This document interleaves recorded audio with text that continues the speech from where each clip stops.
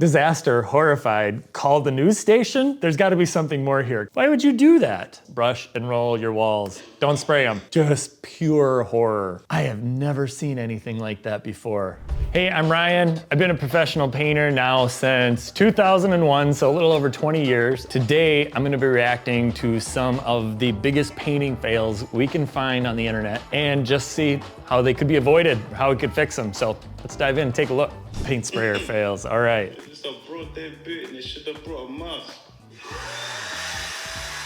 Oh no. Right off the bat, I guarantee you there's blue paint all over the floor and the trim and everywhere already. If he's trying to do that instead of just rolling the wall, I think sprayers are great. But sometimes use the right tools, which would be a brush and a roller. At least they can laugh about it. Hopefully it's their house. If that's someone else's house, that wouldn't be very fun. But yes, brush and roller. Walls, brush and roll your walls. Don't spray them. We've got a big spill. Big ol' spill.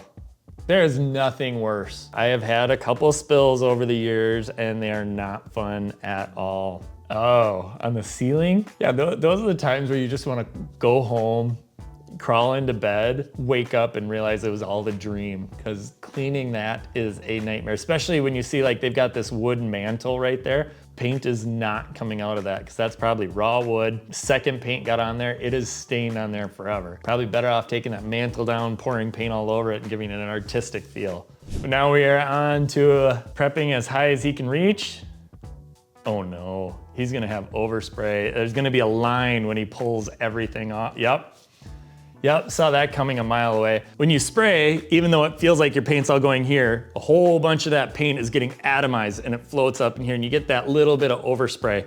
And it goes so much further than you can imagine. Even if you prepped all the way to the top of the ceiling, if you got really close to the ceiling, there's probably even specks of paint on the ceiling. Not that anyone would probably see or notice those, but yeah, this is just inexperience. Every painter's done this. I will say that, I've done it, and the key is to not do it again. So now he has to come back in, paint the walls, fix that. Once you create yourself an extra day of work, never again, never again. That's an honest accident. He just didn't know better, unless he left it. Megan says the painters texted her while she was working to notify her of the accident, but she had no idea just how bad it was until she arrived home. It was a disaster. Horrified. I have never seen painter spills making the news before, so disaster, horrified, called the news station? There's gotta be something more here, because right now I'm like, we spilled, we ruined your carpet, I have to replace carpet, right? So how come this is on the news? Homeowner stuck with repairs. The family says the painters didn't clean anything up. Their paint or the trash. Dip cups, spit cups with actual spit in it. This is not even in the ballpark of normal. Painters don't do this. 99.999% of your painters out there are probably gonna be very professional. This is some next level stuff. There's things in place to take care of accidents like this. This shouldn't be something where they have to sneak out and slip away. Maybe they didn't have insurance and they just got out of Dodge. That could be it, because if they don't have insurance and they're charging you $500 and they do a couple $1,000s in damage, they might just want to bail. So you might want to check and make sure they have insurance first. This one looks like a kid got into your paint, which is way better than it being a professional painter. Oh, I can't even imagine cleaning that. I mean, if that had time, even if it's not dry, the amount of cleaning just to keep getting all that pigment up off the floors. I mean, I've spilled gallons of paint and it's miserable, but this is spread on the wall. I mean, throw away the house and get a new one? I don't know. I need to see the culprit here. Who is the culprit? Oh my goodness. That kid's never living this down. All right, I was gonna make a cute accent wall in our bath. Ooh, that's a lot. That makes me dizzy already. Going bold with the color. Oh no, the tape. Yeah, I saw that coming. What tape did she use? Just some random blue tape. So there are tapes made specifically for giving you sharp lines. And the more textured your wall is, the harder it is to get a sharp line. You can see right here, that wall's got a lot of texture in it. I doubt that that's all from this current paint, but the smoother your wall is, the sharper lines you're gonna get, and then use tapes that are made for this. Like frog tape is one. Their tape actually swells up with moisture and seals the gap. So you get this nice, sharp, crisp line wherever you put that tape. And I'm assuming she used some cheap tape she bought. Who knows where, it's what you get. Another one of those, you do it once, you don't do it again.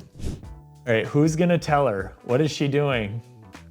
Oh, trying to paint over the shadow. Of all the things that could go wrong, that's an easy one. I wonder how much time she spent sitting here trying to paint the shadow away.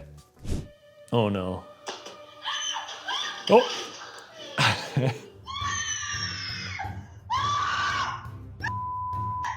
Part of me wanted to think that was staged for a minute, but the reaction feels like just pure horror. And if it was staged, kudos to her for that beautiful fall and the paint right into the face. If she staged it, it's incredible. Straight back. Real staged, I love it. Poor couch. Poor lady if it's real. I'm sorry. Oh. I have never seen anything like that before. She is standing on the top of a 5-gallon bucket, it breaks, and her feet go completely through it. I have stood on many buckets. I didn't even know that was possible. That sucks. Oh, this is just the paint coming off in a giant sheet. Main reason for something like this is the wall was probably not prepped properly or primed properly, so there's no adhesion, and it's got that latex in it, so it kind of gives it that rubber. If it's not truly bonded to the surface behind it, it'll come up in just sheets. Seen that many times. And sometimes there could be moisture coming in from behind, all sorts of reasons that'll contribute to that. But your main one is it didn't bond to the wall. So primer, maybe it didn't get sanded, something like that. This looks like an adult version of the kid we saw earlier. I don't even know how this happens. Was he spraying all day without anything covering him? This guy looks like he needs an hour-long soak in the tub and just scrub it all off. Oh, that looks awful. Invest in a mask. Yeah, I think they were spraying. Probably when you're spraying ceilings all day, it's coming down on you. Again, that's another one of those things. You do it once, you're never gonna do it again. Then the very next thing you do is you go buy a nice mask, a full face mask, and a cheap painter suit. It's way better to sweat in that painter suit than to end up like this again. So this is what happens when you think all whites are the same. I definitely learned my lesson, and now I'm gonna have to look for a painter because I ain't doing this ish again. There are way too many shades of white. It is impossible to figure them all out. They make no sense to me either. I think we need like 24 paint colors. Instead, we have 24,000. So yeah, I feel ya. We have a little giant ladder in a stairwell.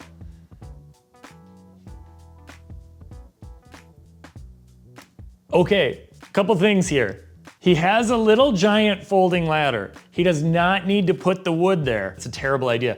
Those little giant ladders, you can A-frame them and have one side shorter than the other. So you can have it on the top of the stairs and then go down like this, cut that ceiling in really easy. Then you move the whole thing down, extend it up a little bit more, cut in the ceiling, then lean it against that far wall, cut in that ceiling. Or better yet, what I like to do is I take an extension pole and I'll tape a paintbrush on the end, dip it, and cut in my line with a pole. It's actually very easy to do. You can cut in that whole ceiling while standing on your stairs.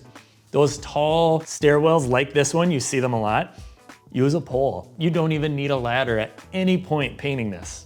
Just painted my wall. As it was drying, I noticed these tiny air bubbles. When I went to pop one, all these layers of paint came off. Why would you do that?